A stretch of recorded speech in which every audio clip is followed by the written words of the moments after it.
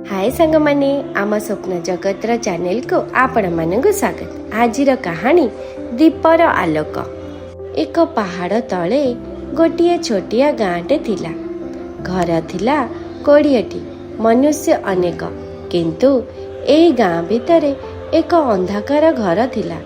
सेई घरे रहुतिले जणे बुद्ध।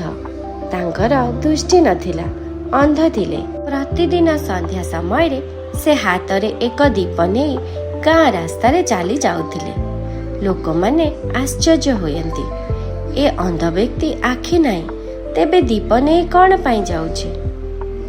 युवक से बुद्ध को पचारिले, आपणकर तो आखि नहीं, तेबे आलोकर दीप रखी कौन लाभ?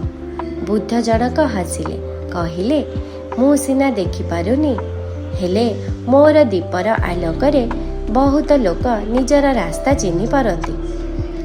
मु अंध हेले भी अन्य माने भूल रास्ता रे केबे भी जीवेनी। युवक जनक चुप हो गले। तांक मनरे प्रश्न उठिला, मोर आखि थिबा सत्ते अन्य मानक पई कण एक दीपर आलोक मु धरिछि?